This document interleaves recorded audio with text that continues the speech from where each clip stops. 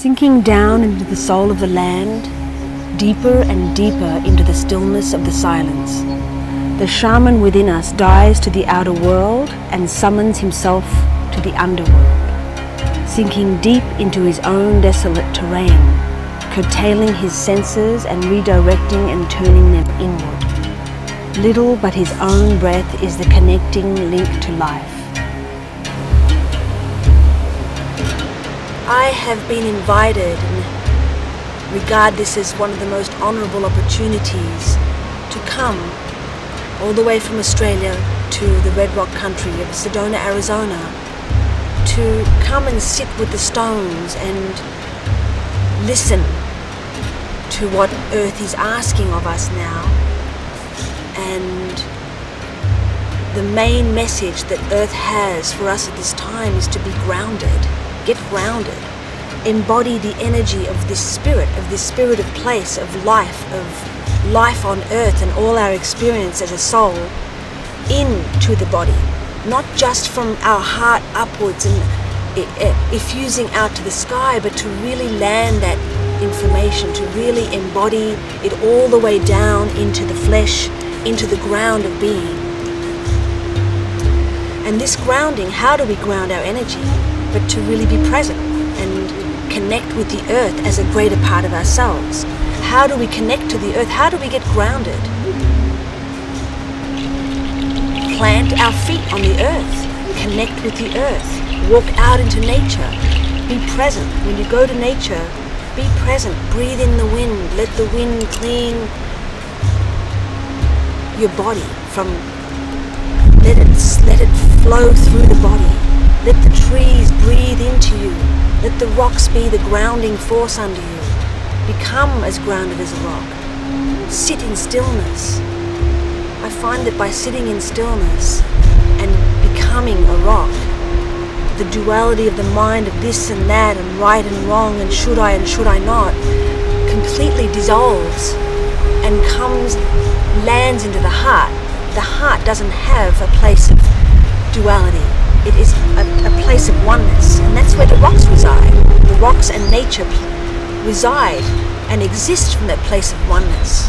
And so by coming out into nature and feeling our birthright, feeling earth and nature as a greater part of our own beings, we can expand into the greater part of ourselves. We don't have to be so limited and boxed up and linear and so controlled by the digital way of living. Just remember who you are as a more of an ancient being. Remember who you are as a master of yourself and what you've come here on this planet to do and be and feel and know, rather than going into the mind. And the mind is luciferic. It's just lights and in this sort of smoke and mirrors. But the heart and the knowing and the being is experiencing things from a wider lens. It's experiencing yourself from the God place within. And again, I point to the heart because that's where the God place within would probably reside. It wouldn't reside in the toe. It resides in the whole body, but the heart is where we feel it the most. The heart is where we can express that God self the most.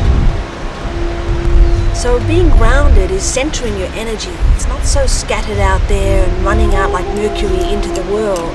It's bringing those forces back in to the heart, and then letting that drop down into the base of your being, letting it drop into your experience of being present in the moment. Another very powerful message that the earth is really wanting to make very clear right now is merging the dualities into the oneness. And what does that mean? The life that we live on this planet has been very much ruled around dualities. Again, I mentioned the right, the wrong, you, me, this, that, money, no money, rich, poor, trapped, free. Somehow we've always been polarized from one to the other. Perhaps the cycles of life and the way we've interpreted it with the night and the day, the cycles of life really are in a motion of turning. Somehow the human mind has interpreted that as day and night, death and life. There is a cycle, and the merging of dualities is about embracing the totality of everything. Embracing the dark part of ourselves, the shadow part of ourselves, just as much as the light. It's very important to embrace the parts of ourselves we don't like or tend to judge as equally as the parts we tend to really like. It's very, very important to be able to embrace the totality of all of ourselves as equally and as validly and as divinely as the rest of it, the rest of ourselves. We cannot hide the anger and the rage and just focus on the joy and the light, because the anger and the rage is like an arrow. The arrow of that density, the density of that pulling is going to take you so far down, and eventually it's not going to be able to hold, and it's going to fire back into your life with great vengeance. So it's important to be present with whatever you're feeling and bring it in like a child. Hold it into your heart and acknowledge and embrace and feel what it is that you're feeling in the moment. And that's the way you're going to be able to merge the dualities. Judgment is the very thing that separates dualities. So to complete this about the dualities, it's bringing the two sides into the oneness, into the place of unconditional love, into the place of our heart that understands that duality is a part of our life, and that we can stand in the center of that like a fulcrum and watch it from a witness point of view, rather than falling from one side to the other and pointing the finger from one side to the other as we go along. We can stand there with our greater compassion and stand there with our mature self and watch it play, watch it play itself out. We are really and truly already whole, and the dualities are part of that wholeness. So there's nothing really to fix or try to resolve. It's a matter of acknowledging and embracing and allowing our experience to be simple. And the being simplicity can really be felt in nature, because nature is a place, it's an altar, it's a church. So just like the rocks, we can ground our energy, let ourselves be still, and operate more from that place within that comes from the silence rather than the chatting mind, the chattering mind, the ping-pong mind that's going back and forward. We can let that drop down into our being, which the heart seems to be a very amazing, marvelous vessel for that silence. Then we can stop and listen to the voice of the earth. We can stop and listen to the voice of our inner selves.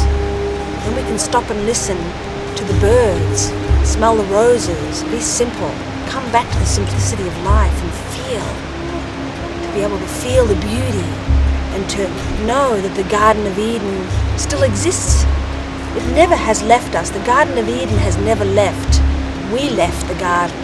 We left the innocence. We left that place in our heart that holds the innocence and holds that template that is coded with the earth. And so there I will invite us, and the earth invites us all to return back to that place of innocence, to return back to that place of oneness that encompasses duality and merges it back in to the whole. Namaste.